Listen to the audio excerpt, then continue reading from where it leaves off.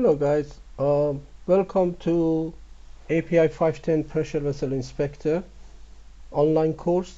Thank you for buying our online course. We start with Module 1, and in this module you shall learn about exam and study tips, how to apply for API 510 exam, what you should expect during the exam day, study plan, time management during the exam, and some exam tips.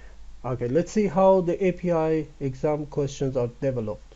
Uh, from time to time, a question writing session is conducted.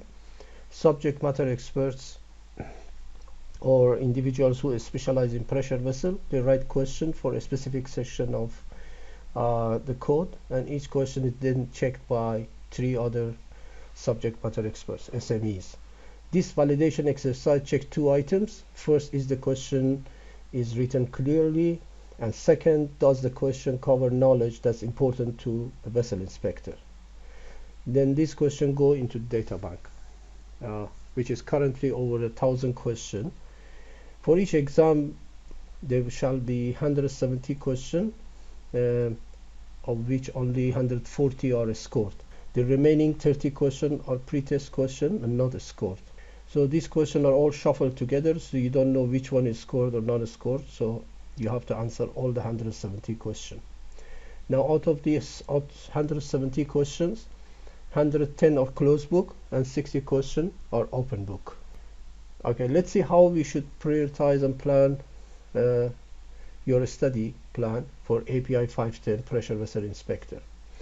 Obviously everybody has got a limited amount of time, especially when you're working, so you need to invest your time wisely, and concentrate on those reference documents more that have contribute to more number of exam questions. Approximately half of the test questions are directly from API 510, so that's your priority. So if some people even say that if you understand API 510 and don't even look at the other publications, chances are you could pass. Obviously we are not recommending this approach, but this is an emphasis to say that you should read this API 510 inspection code thoroughly. So there would be 70 to 75 questions from API 510 inspection code, which is 60 pages long. That's more than one question per page. The remaining 85 to 90 questions comes from the rest of the reference documents or body of knowledge, which is 2,000 page long. That would be roughly around one question for every 20 page. So you should spend your time again on API 510 than other publications. Okay, let's see how you should commit yourself to get the maximum efficiency out of, say, 60 hours of our e-learning course. In our e-learning course, we help you manage your time as well as focusing on key subjects in an organized and effective manner. So you can spread this out, the 60 hours, over, say, 12 weeks period. So that means if you study 6 to 8 hours per week, that's roughly around 1.5 hours a day. That should be enough to prepare you for the exam. And you can do this 24/7 from your laptop or your mobile phone. So, but do not wait and cram the week prior to the exam. You may still be lucky to pass the test, but there would be little you will remember. Our online course is not only for passing the exam, but also sharing the knowledge. So it needs time for you to soak the concept and that sink in with you. Let's see how the questions are set, or the nature of the question. The closed book questions are normally crisp and short and fact-based, and you don't really need to refer to the codes. So these are awareness question or practical type of question. They are like a specific do and don't statements, important quantified statements, important definitions, and well-known inspection principles, and those facts that are repeated again and again in the course, those are the potential exam questions. Uh, Whereas the open book question are those questions that the candidate is required to refer to a diagram or a formula or a table or a graph and curve in the course. So these would be the open book type of questions, as well as all the calculation type of questions. They are open book, so they are not short and crisp. They are large paragraphs, several descriptive statements clubbed together. For example, they would be asked in open book part. So here you are not expected to remember this information, but you should know where to find it in the body of the code. So you should know how to navigate during the open book part. Again, the questions asked in closed book are straightforward statements directly from the code without much of the modification, and therefore easy to answer.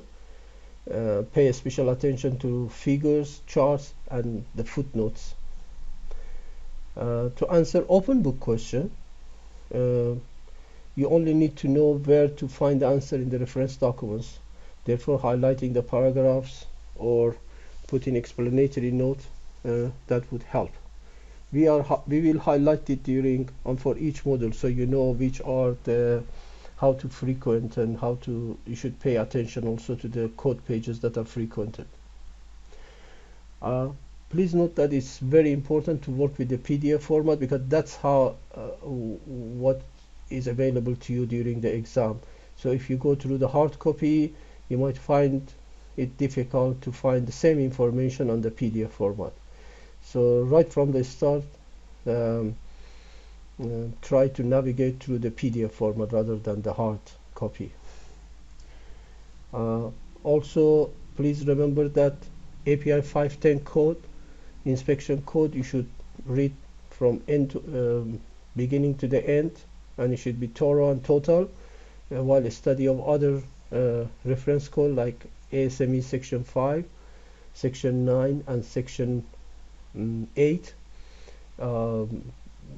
is only those parts that are in the body of the knowledge mentioned, and our e-learning course covers only the body of knowledge. We have highlighted them for you. So if you are a month away, read all the codes and concentrate on the highlighted text. If you are 2 weeks away, concentrate on the highlighted text as well as mock exam provided. And in the last week, focus on the flashcard and highlighted text from the codes and recommended practice. So how you should manage your time during the exam. The closed book parts, 110 question. You are allocated 2.75 hours, but we believe you can finish it within 2 to 2.5 hours. The open book part, 60 questions, depends how fast you can find the answer, is 3.75 hours for 60 questions. So always keep a tab of the clock on the right hand top corner of the computer screens. It shows the remaining time versus number of questions attempted. For closed book, you have an average of 1.5 minutes per question, and for open book you have 3.75 minutes per question. So this means you should answer 40 questions per hour for open book and 16 questions for closed book. It's always better to complete each part 15 to 30 minutes earlier and use that time to review the flagged off question, and also ensuring that all questions are answered to the best of your knowledge, because there is no negative marking. You may start from question number 1, for example, and proceed. If after 1 hour you feel that you are maintaining the speed, that is 40 questions per hour for closed book and 16 questions for open book, that's fine.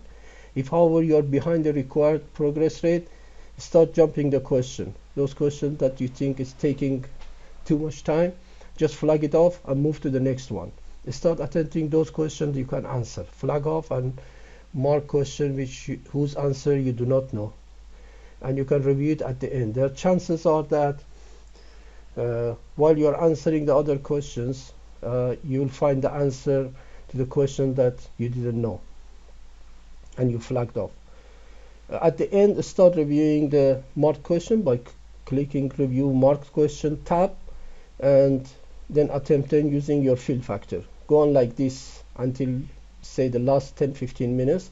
If there are still some questions where you have no clue at all, just mark the answer at random. This may give you a few lucky points. Attempt all questions since there is no negative marking. Before the clock stops, make absolutely sure that all questions are answered. If you press the review all button, you can also see whether you have answered all the questions or not. The exam stops automatically once you run out of time, or you click the end button, end exam. Okay, this is for people who are opted for our blended training, that is e-learning plus classroom training.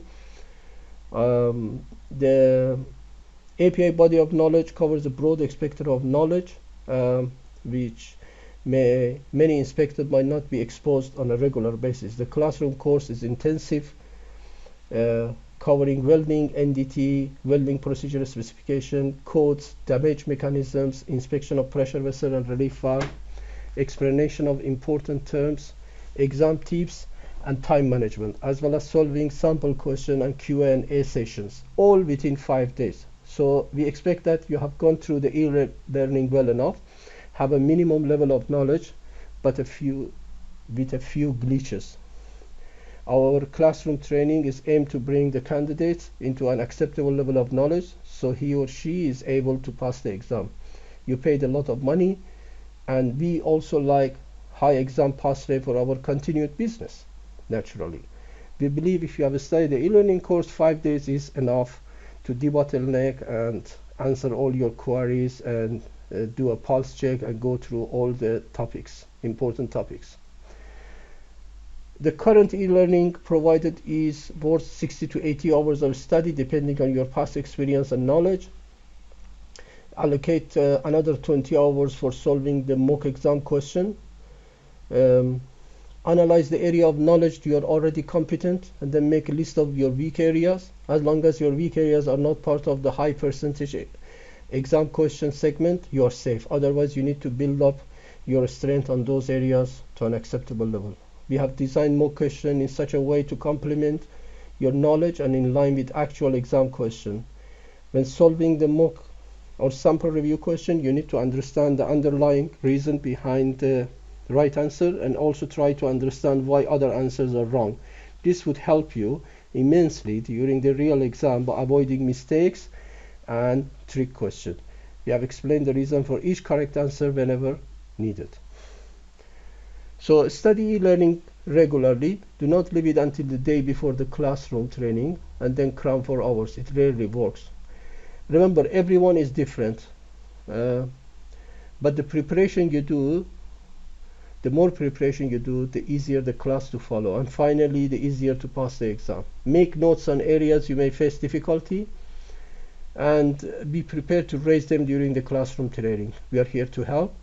Please note that we shall be running a very tight schedule during classroom training, so in order to cover the entire syllabus and as a token of respect to your fellow trainees, we expect the candidates to be specific and concise with their question. Our classroom training is not a brainstorming or a storytelling session. You can also chat or send feedback questions during e-learning, as well as before and after the classroom training. Everybody learns in their own way, so adopt the style that suits you. Frequent, short study periods are better than long, intensive sessions. Let's have a look at the percentage of exam question per code and recommended practice. As per effectivity sheet for API 510, there are 4 codes: API 510 code, ASME codes 5, 8, and 9, and 4 recommended practices prescribed for examination. However, all of them are not equally important and therefore do not require equal emphasis. About 45% of questions are asked from one code, API 510 alone, which is some 60 pages long, while the rest contribute to 55% mark, which are some 2,000 pages.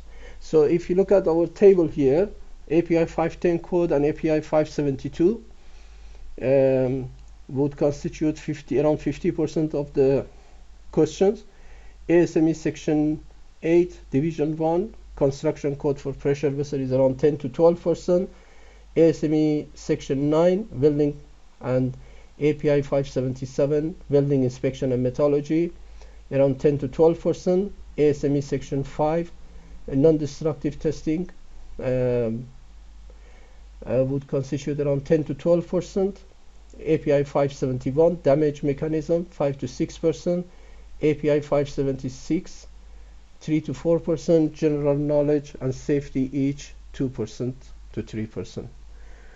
Let's see what is this API core certificates are about. API 510 is one of the 3 core certifications, the other 2 being API 570, piping inspector, and API 653, above ground storage tank authorized inspector.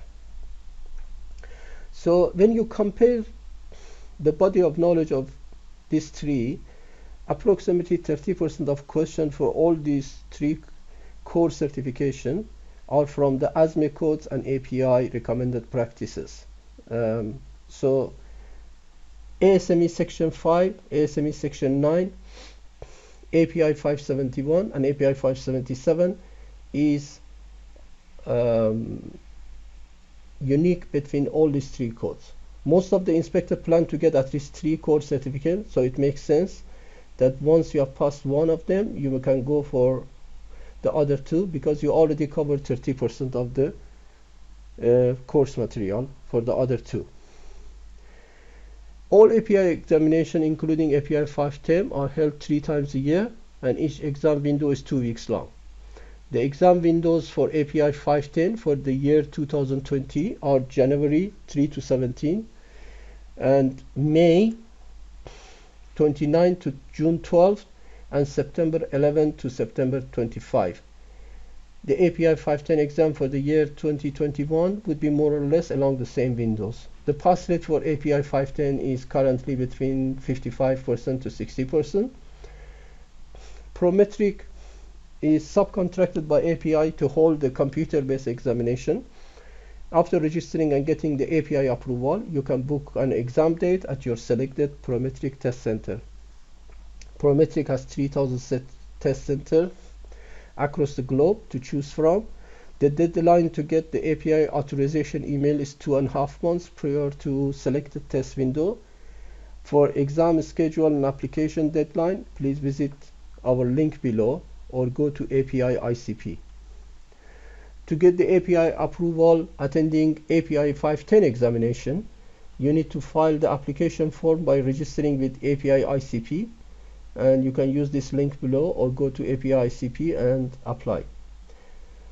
You should upload your qualification, provide 2 references, and pay the fees.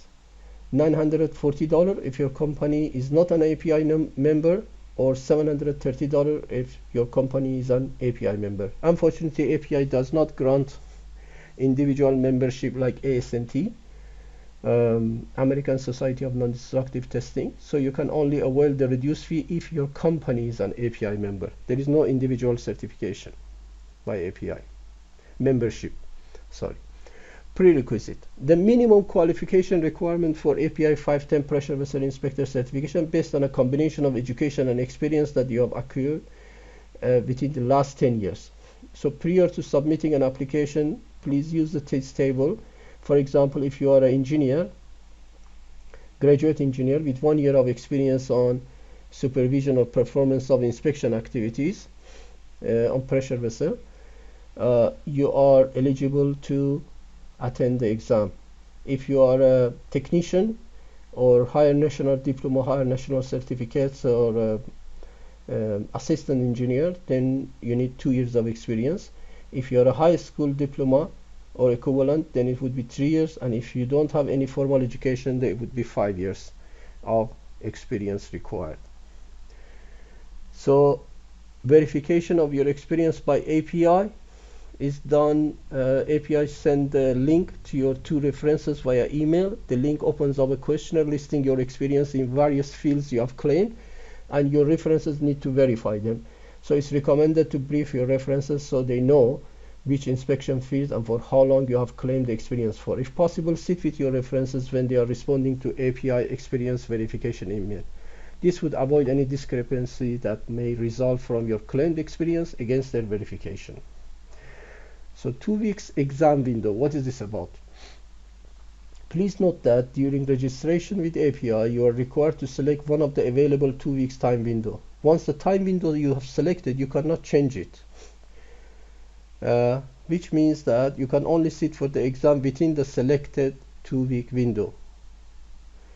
So unless you decide to reschedule and pay the fee for rescheduling, $300, which is as good as failing the exam. So remember, if you do not attend the exam within the allocated 2 weeks window for any reason whatsoever, such as being absent, no show up at the exam date, failing to book a slot, getting sick, non-availability of a slot in your preferred test center, and failing to book an available slot in another test center, is as good as failing the exam itself. In this situation, you need to request a reschedule the same way as if you fail the exam and pay $300. Application deadline. So deadline to get your application approved prior to your selected test window is around 2.5 months. If your approval happens at the last minute, you might not be able to find a suitable available date, or worse than that, you might not be able to get a seat at your favorite test center within the allocated 2-week window, while the next available test center may be hundreds of miles away or even in another country, because Prometric would fill up the seats on a first come first served basis. This is because Prometric has only 3,000 test centers offered for API exam job across the globe. Hence, it is recommended that you register and get the API approval called API Exam Authorization Notice email roughly 4 months prior to your scheduled exam. That is, do not choose the next immediate test window we recommend, but choose the one that is 3 to 4 months away at least. This is especially important for core API 510 exam. For other non-core API exams, there is normally a good chance of getting the convenient test location and date at the next available test window. So selecting the test center and exam date. There are about some 3,000 Prometric testing centers worldwide to choose from. All Prometric testing centers operate on the first come first served basis. Therefore, API cannot promise that you will be able to obtain a seat at your preferred location. Schedule your exam immediately after receiving your exam authorization notice email from API. If the seat is not available, try a different date or another location. You can change the exam location and date still within the allocated 2-week window up to 30 days before the exam free of charge, and between 5 to 29 days for a fee of $70 subject to availability. For API core exams, being a day-long test, it is hardly possible to change the time and location, really. Time limit for passing the exam. API gives each candidate 12 consecutive months to pass an exam, beginning from the first scheduled test window. That means you can attempt an exam for a maximum of 4 consecutive times. If you do not pass the exam within a year from your first scheduled exam window for any reason, then you have to apply all over again and pay the full fees. So schedule your exam with your closest Prometric test center as soon as you receive the API authorization. One of our trainees actually received his API exam authorization notice for API 570 some 7 months before the selected test window, but attempted to book a place with Prometric only 2 months before the test window. As a result, his closest Prometric test center, which was London, was already full, so he had to fly to Amsterdam Prometric test center to attend the exam. Therefore, it's strongly recommended that you book your place as soon as you receive the API authorization notice. Remember, API 510 is a full-day exam, so booking your favorite exam date and location may not be possible if you are late. Prometric booking is on first come, first served basis. Be at the Prometric test center at least half an hour before the exam scheduled time. API 510 is a day-long exam and normally starts at 8:30 a.m. morning. Make sure you reach the Prometric test center at least half an hour before the scheduled time. If you reach the test center 15 minutes after the scheduled start time, they may refuse to admit you. Okay, photo ID and security check. So once you are at the test center on the scheduled date, you will be required to present one valid and expired and original government issued photo ID with a signature, such as driver license, passport, national ID, or a military ID. So in case the primary government issued photo ID do not have a signature, a second ID with signature must be presented. The identification must be in Latin characters. So prior to letting you to sit for the exam, Prometric employees shall check your valid government photographic ID, ask you to sign in, check you with a metal detector, ask you to turn up your sleeves and trousers, check your pockets, look at your reading glasses to ensure it does not have any camera video recording device, and ask you a security question such as date of birth and email address. You cannot carry anything with you except a bottle of water. No ornaments are allowed except a wedding ring. Prometric shall supply you with a couple of green color A4 size papers and a pencil for taking notes, plus a simple calculator. Although you also have an icon of a calculator on your desktop. If you don't produce a valid government ID at the Prometric test center, you shall be refused entry and is treated as a no-show, which is as good as failing the exam. Also make sure your government issued photo ID, driving license, passport is valid. During API 653 exam, one of our candidates' driving license was expired and he was refused entry, although he returned half an hour later with a valid passport, but by that time it was too late, Prometric said. As a result, he had to pay the rescheduling fee and appear for the exam 6 months later. It's recommended to check your photo ID to ensure it's valid. As plan B, try carrying even two valid photo ID. Government issue. It's simply not worth it to be refused at the exam center for an ID issue after all the time, effort, and money you have spent. Prior to examination, you shall be given the key to a locker to keep your belongings. You're not allowed to use the locker until you have completed the exam. However, you are allowed to use the locker during the 45 minutes break. Okay, tutorial. There is a tutorial prior to exam and it explains how the buttons work. You can also find the tutorial from this link or go to API ICP and look for tutorial. There is a lot of useful information there that familiarizes you with the exam environment. You can end the tutorial session earlier whenever you feel comfortable enough working with the icons. The exam would automatically start after the 10 minutes allocated time for the tutorial, or if you end it earlier. The icons are simple and user-friendly. Remember that you can flag off those questions you are not sure of, so you can return back to them during the remaining time. You can also right-click on selected answer to eliminate them if you are confident that they are definitely the wrong answer. This will narrow down the possible right answer and therefore increase your chance of getting the right answer. You can either review all the questions once again, or review the flagged off question, or review incomplete question you have not attempted by clicking on respective tabs during any remaining time. The exam ends automatically when the remaining time showing on the right hand corner of the screen reaches 0. No negative marking.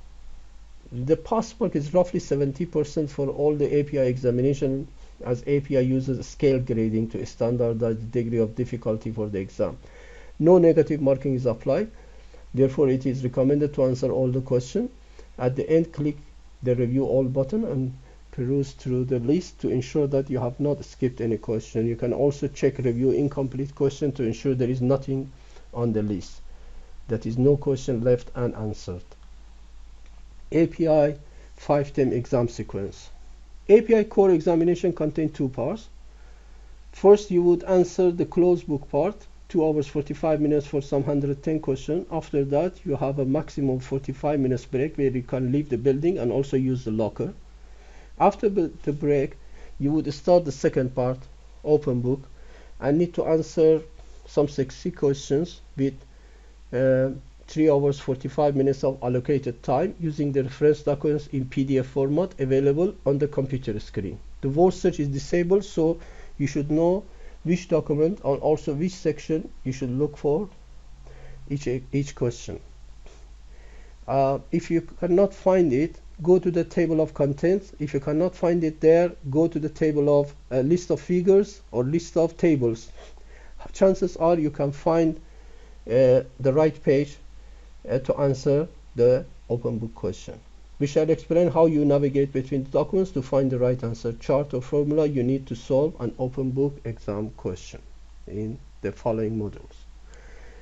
45-minute exam break between closed book and open book parts. Remember that the open book or second part of the API core examination automatically starts after the 45 minutes break, or if you start the second part sooner by pressing the end the break button.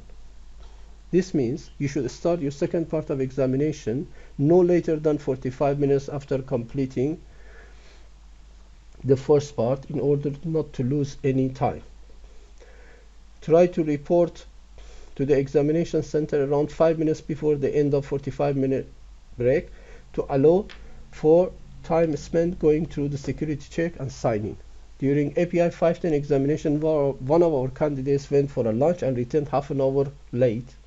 So by the time he started the second part of the exam, he was already some 30 minutes short of the allocated 3 hours 45 minutes, because after the 45 minutes break, the time for second part of the test keeps running automatically regardless of whether you are at your desk or not.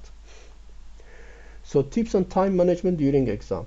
Remember, if you need to leave the examination room for, say, using the toilet or drinking water, you need to take your ID with you, report to the security outside the examination room, and sign out. On return, you shall go through the same initial security check and sign in. During all this time, the clock is running. Remember, your exam is not concluded until your time is up or when you press the end exam button, which asks for confirmation to ensure that you have not pressed it accidentally. You can also see the list of attempted and non-attempted questions by pressing the review all button. This would ensure that you have not left a question unanswered. You can see the remaining time on the upper right hand corner of the screen. There are few good tutorials in the API ICP individual certification program website. Remember that the clock does not stop when you use the bathroom or when you wish to make a comment on a particular question or for any other reason. So use the allocated time wisely. The allocated time seems to be more than enough to answer all the questions as well as review them. Number of exam questions. We said again that it was before that it was 170 questions, out of which 140 are scored. Remaining 30 are pre-test questions and not marked towards the score, meaning that this pre-test question do not affect your score, whether you have answered them correctly or incorrectly. API does not tell you which ones of these questions are scoreable or non-scored. The reason for this non-scored pre-test question is that API frequently adds up new questions to their existing question bank.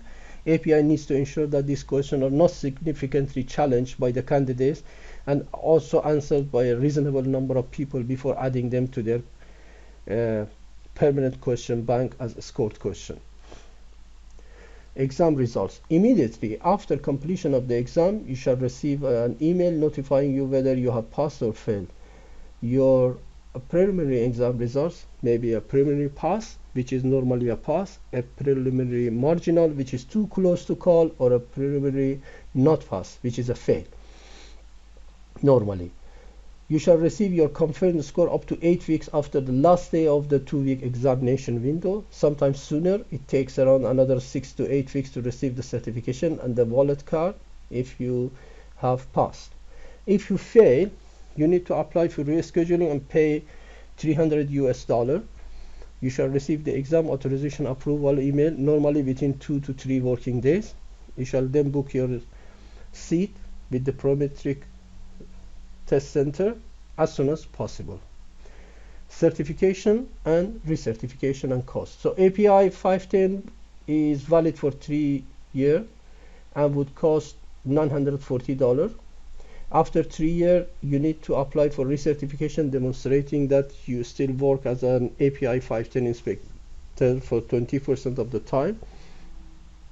Recertification costs $730 US. You may apply for recertification 90 days prior to the certification expiration date and for a 90-day grace period after. your certificate expires. So if an application is not submitted by the end of 90-day grace period, the certification will expire. So you have to apply for a new, you should submit a new application, pay the full fee, and appear for the exam, the full version of it. API inspectors are required to take an online open book quiz every 6 years in order to recertify. Each quiz is 25 questions that addresses the changes in the API codes over the past 6 years, all the erratas and all. So you have a total of 4 hours to complete the quiz, and you can do it from the comfort of your home, and you can even pause the quiz or interrupt it up to 3 times within 4 hours. If you fail the quiz once, you will be able to get it, take it again. If you fail the quiz a second time, you will not be able to recertify. You will need to submit a new application and take the full version of the exam to certify again. Publication effectivity sheet and body of knowledge. Publication effectivity sheet is the list of applicable reference documents that you need to study for the exam. It also tells you which section of document are applicable. It can be revised from time to time when the codes and recommended practices or the addendum are revised and becomes applicable. So you need to not only read the publication effectivity sheet, but also the right revision of it. Red color coded text within the publication effectivity sheet indicate a revision or a change from the previous API effectivity sheet. Body of knowledge also lists the reference codes and recommended practices without revision number, and elaborates on topics that a pressure vessel inspector needs to know, giving examples. It shows what you are expected to know. Our e-learning is particularly designed around the reference documents and the body of knowledge, and are revised accordingly as and when the publication effectivity sheet and body of knowledge changes. Area of examination scores. You can see on this list that you would have 5 questions from scope and general application of 510, 15 questions from damage mechanisms, 15 questions about repairs, 15 questions from non-destructive examination, 15 questions from welding, 10 questions from design, 20 questions from planning, and 15 questions from inspection and testing practices, 4 questions from pressure relief valves, 20 questions from data evaluation, 6 questions about roles and responsibilities. This would be a total of 140 scored questions. Okay, we'll give you several exam tips here. When you're doing your calculation, round to the 3rd decimal place. For example, if it's 0.0075, round it to 0.007, so and find the correct answer in the question. Or 0.0993 would be 0.099, so it's rounded to 3 digits. Same way. So if it's 239 psi, it could, if your calculation shows 239.3 psi, you can round it to 239 really. So since both metric and British units are used, sometimes the data are given in inches or foot, but the multi-choice answer is in millimeter or meter. So be careful on unit conversion. Be careful what they have given the data you for, and what in what unit they are asking about the answer. API exam never uses the following types of answer: all of the above, both A and B, none of the above. These answers, they are not there. A sort of answer. There would be just one unique answer for each question. Use common sense, reason it out. It's likely a correct answer to a very easy question, really. A lot of questions are derived from basics, definitions, meanings, scopes, and exclusions. We will share all these concepts and knowledge, so if you had a question in a context, you can answer them. Try using PDF copy of reference document as much as possible when solving open book question. It helps navigate through documents more easily during the exam. Sitting for exam can be stressful, especially because it's like a marathon, a day-long exam, some 7.5 hours. So try to sleep early the night before. Stop reading on the exam day. Just peruse the important parts of the reference documents for, like, say, half an hour or so, or look at the figures and charts for around half an hour, really. Let your brain rest, because you need to be alert and full of energy to endure the day-long core exam.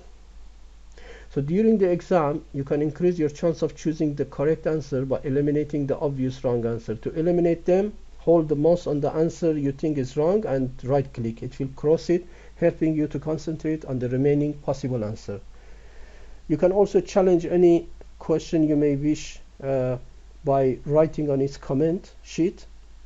But please note that the clock keeps running, so you shall be spending from your allocated time.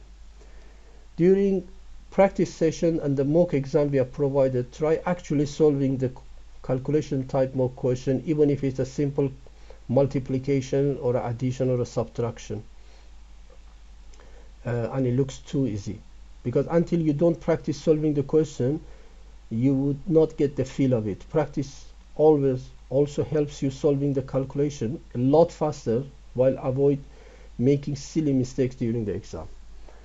Significant number of questions is aimed at verifying your comprehension of principles and theory, so try to understand the basics rather than simply memorizing the numbers, as it would be of little help. Remember, API does not normally want you to memorize the numbers or formulas during the closed book examinations unless extensively used in the industry, is of everyday usage, or specifically mentioned in the body of knowledge.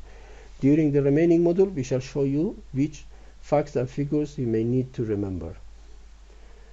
Some questions include irrelevant information that might not look confusing. API wants to verify that you can differentiate between relevant and irrelevant information. The trick is to understand the question, what is wanted, and then look at the relevant formula to find out what information is required to calculate the answer. Make a quick list of known and unknown parameters, dismissing the irrelevant information, then simply use the formula to solve the equation. Pay particular attention to charts, tables, figures, and also the footnotes within the reference books, and try to understand the rationale. We shall explain major tables, charts, and figures, and shall point out those important footnotes during our e-learning courses and classroom training. During open book examination, if you don't find the topic within a code, look at the table of content, the list of figures, and the list of tables. If you still can't find it within 1 to 2 minutes tops, then flag it off, make a note of question number on the paper, and go to the next question. There is a high chance of encountering the topic when looking for other topics on subsequent question, in which case you can go back to the flagged off question and solve it within seconds. More exam tips are discussed during other modules and also the classroom training if you have opted for the blended package. This is the end of module 1. Thank you for listening, and join us on module 2.